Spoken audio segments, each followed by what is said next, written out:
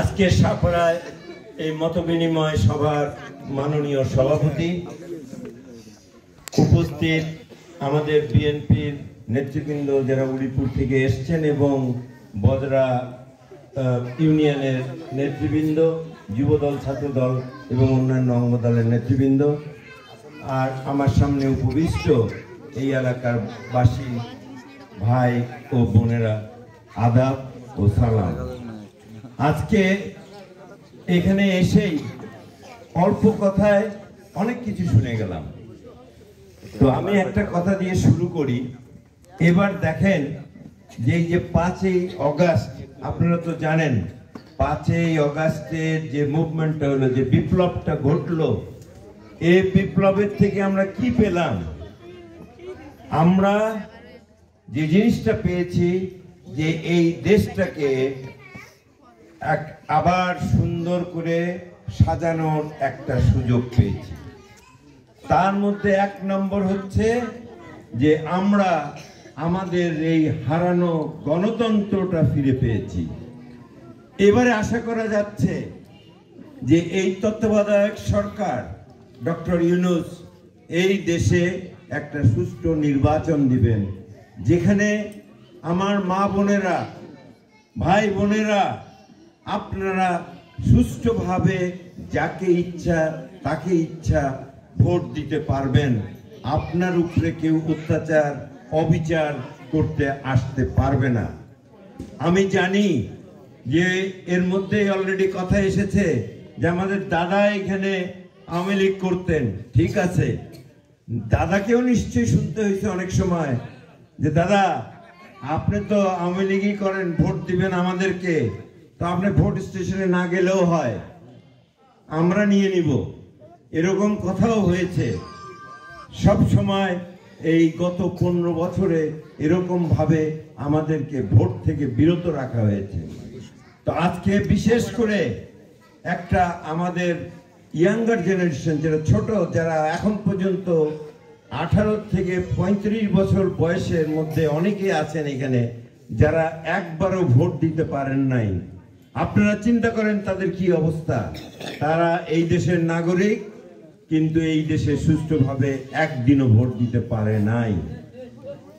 দ্বিতীয় কথা যেটা হয়েছে, আমাদের কাছে সবচেয়ে বড় জিনিস লেগেছে, সেটা হলো আমাদের একটা সুযোগ এসেছে এইবার বৈষম্যহীন একটা সমাজ তৈরি করা। এই যে আওয়ামী লীগ যেরকম ভাবে একটা বৈষম্য সৃষ্টি করে রেখেছিল হিন্দু আর মুসলমানদেরকে মাঝে, সেটা কারণ ছিল মানুষকে শোষণ করা এবং শাসন করা। এটা তারা একটা ভোট ব্যাংক হিসেবে আপনাদেরকে ব্যবহার করেছে। এটা শুধু আজকে না, আগেও হয়েছে। বাংলা, বিহার, উড়িষ্যা যখন একসাথে ছিল, নবাব সিরাজউদ্দৌলার সময় থেকে এই ইংরেজরা এই পলিসিটা শুরু করছে। আমরা যারা আজকে বাঙালি, ওয়েস্ট বেঙ্গল বলেন আর এইখানকার বাঙালি বলেন, আমরা কিন্তু এক মানুষ। আমরা সবাই এক ভাষায় কথা বলি, এক ধরনের খাওয়া দাওয়া করি, একইভাবে চলাফেরা করি, লুঙ্গি পরি, ধুতি পরি, যাই পরি, শাড়ি পরি, একই আমাদের সব কালচার। দেখতেও আমরা একরকম, খালি একটা কি, আমরা নামাজের সময় নামাজ পড়ি, আপনারা পূজার সময় পূজা করেন। এটাতে কি অন্যায়? আমরা এতদিন ভালো ছিলাম। এই রাজনীতি আমাদেরকে এরকম ভাবে এই বিচ্ছিন্ন করে রাখার সবসময় একটা চেষ্টা করে, যাতে এটার থেকে তারা ফায়দা লুটতে পারে। এইটা আপনাদেরকে বুঝতে হবে। প্রথমেই আপনারা বললেন, এখানে দিদি এখানে বললেন যে আমরা যেন শান্তিতে থাকতে পারি। অবশ্যই আমরা শান্তিতে থাকতে পারবো। কেন শান্তিতে থাকতে পারবো না? আমাদের খালি বুঝতে হবে যে আমি কারো কেনা গোলাম না। আমি হলাম বাংলাদেশি, আমি বাংলাদেশে জন্মগ্রহণ করেছি, এখানেই আমার মৃত্যু হবে। এইখানে হয় আমি মাটিতে শ্মশানে যাব, আর নাহলে মাটির নিচে যাব কবরস্থানে। এটাই যদি আমরা সব সময় চিন্তা করি, তাহলে আমাদেরকে কেউ ব্যবহার করতে পারবে না। ঠিক? আপনারা এটা সবসময় মনে রাখবেন। আমাদের এই গত দুর্গা পূজার আগে যে মেসেজটা আমাদেরকে পাঠিয়েছেন আমাদের অ্যাক্টিং চেয়ারপারসন জনাব তারেক রহমান, উনি বলেছেন আপনারা হিন্দু পরিবারের সকলের পাশে থাকবেন এবং ওনাদেরকে বলবেন যে আমরা ভাই ভাই, আমাদের মধ্যে কোনো বিভেদ নাই। ওনারাও বাংলাদেশি সিটিজেন, বাংলাদেশি, আমরাও সকলে বাংলাদেশি। বাংলাদেশি হিসেবে, বাংলাদেশের নাগরিক হিসেবে তাকে সম্মান দিতে হবে। সবাই সবাইকে ওই রকম সম্মানের স্থানে নিয়ে যেতে হবে। এটাই আমাদের এখন এই নতুন শিক্ষা। আমরা এটার থেকে আর দূরে যেতে চাই না। ভাই ও বোনেরা, আপনারা যারা আজকে সাপাড়ার এখানে যারা আছেন হিন্দু ভাই ও বোনেরা, আমরা বলি আপনারা যদি নাও থাকতে চান, আমরা আপনাদেরকে এবার ছাড়বো না, আমরা আপনাদেরকে সাথে রাখবো। কারণ আপনারা যাতে ব্যবহৃত না হইতে পারেন ভবিষ্যতে, আপনারা বাংলাদেশি হিসেবে বুকটা খুলে একটু বেড়ান যে আমি বাংলাদেশি, আমার কিসের ভয়। এটা আমরা আনতে চাই আপনাদের মধ্যে। কেন আপনারা বলেন যে আপনারা মাইনরিটি? কিসের মাইনরিটি? আপনারা কোনো মাইনরিটি না, আপনারা মেজরিটি। আপনারা ভোট দিলে একটা পার্টি পাওয়ারে যেতে পারে, এটা বিরাট একটা ব্যাপার। তো সেই জন্য মনে রাখবেন আপনারা কোনো মাইনরিটি কমিউনিটি না। আমাদের মতো আমরা হলাম মুসলমান, কিন্তু আপনারা হলেন হিন্দু। কথা এক, আমরা একই কথা বলি, একই ভাষা। এটা কিন্তু সবচেয়ে ইম্পর্টেন্ট ব্যাপার, যে মানুষের ভাষা, মানুষের মনকে বোঝা, মানুষের মনের ভিতরে ঢোকা। ভাষা ছাড়া এটা সম্ভব না। আজকে আপনারা একটা কথা জানেন যে পাকিস্তানের সাথে আমাদের কেন এই ছাড়াছাড়ি হলো? এই ভাষা কিন্তু একটা বিরাট ব্যাপার ছিল। ওই পাঞ্জাবিদের ভাষা তো আমরা বুঝতাম না, সেই জন্য তো আমরা একসাথে থাকতে পারি নাই। মুসলমান হিসেবে কি পারছি আমরা থাকতে?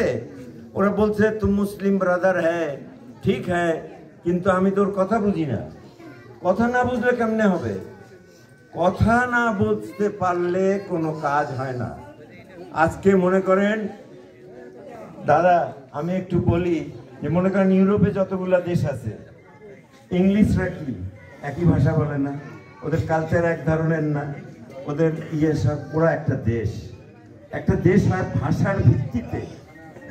ফ্রেঞ্চ যারা, ওরা ফ্রেঞ্চ ভাষা বলে। তারপরে অন্য যে কয়টা আছে, মনে করেন রাশিয়ান ভাষা বলে। ভাষা তো হলো মানুষের মূল মন্ত্র। ভাষা না হলে আপনি কেমন করে মানে আপনি কথা বলবেন? মানুষের মনের কথা বোঝা যায় না। তো আমাদের এত বড় একটা মিল থাকার পরেও কেন আমরা আমাদেরকে আলাদাভাবে দেখি? আমি চাই না অন্য কোথায় কি হলো, কিন্তু আমি চাই উলিপুরে যেন আমাদের মধ্যে মুসলিম, হিন্দু, বৌদ্ধ, খ্রিস্টানের কোনো ভেদাভেদ না থাকে। আজ থেকে এটা শুরু হয়ে গেল। আজ থেকেই আপনারা চিন্তা করবেন, আমি যতদিন বেঁচে আছি এইখানে কোনো হিন্দু, মুসলমান, বৌদ্ধ, খ্রিস্টানের কোনো মতবিরোধ থাকবে না। আমরা এক গোষ্ঠী, এক দেশ, এক ভাই, এক দেশের সিটিজেন। ভাইয়েরা আমার, অনেক কথা বললাম, তো লাস্টে একটা কথা বলি। এইখানে আসার আপনাদেরকে কিছুই বলতে হতো না। রাস্তার যে অবস্থা খুবই খারাপ লাগলো। আমি আমার গাড়ির থেকে তো ভয় অনেকে লাভ দিয়ে নেমে যাচ্ছিল, গাড়ি তো পড়ে যাবে। তা আমি বললাম আল্লাহ ভরসা। আমার ড্রাইভার বললো স্যার আপনি থাকেন। তো আমি বসে তারপরে পার হয়ে আসলাম জায়গাটা। আসলে খুবই খারাপ ব্যাপার। আপনাদেরকে যে কত ভাবে মানুষে এই চিট করছে, আমি এটাই চিন্তা করতেছি। এই রাস্তাটা কেন করা হয় না? এতগুলো লোক এখানে বসবাস করে, আপনারা তো হাসপাতালেও টাইমলি যেয়ে পৌঁছতে পারবেন না। আপনারা যদি একটা নারী যদি সে তার বাচ্চা হইতে থাকে, তাকে আপনারা এই হসপিটাল পর্যন্ত নিয়ে যেতে, তো তার বাচ্চা হয়ে যাবে, এমনিতে রাস্তায় হয়ে যাবে। এত খারাপ অবস্থা। আমি সত্যি দুঃখিত, এবং আমি আপনাদেরকে কথা দিচ্ছি যে আগামীতে আমাদের যদি সুযোগ আসে, ফার্স্ট আপনাদের ওই রাস্তাটা করে দেব। ফার্স্ট কাজটা করব। মন্দির কিন্তু অত খারাপ মনে হচ্ছে না, মন্দির ভালোই আছে, কিন্তু ইমপ্রুভমেন্ট করার তো শেষ নেই না। এটাতে আরো টাইলস লাগানো যায়, আরো অনেক কিছু করা যায়, সেটা আমরা করব, আমরা এটাও করব। আমরা ছাদ চাই। হ্যাঁ, এটা ছাদ নাই, এটা তো দেখা যাচ্ছে না দাদা।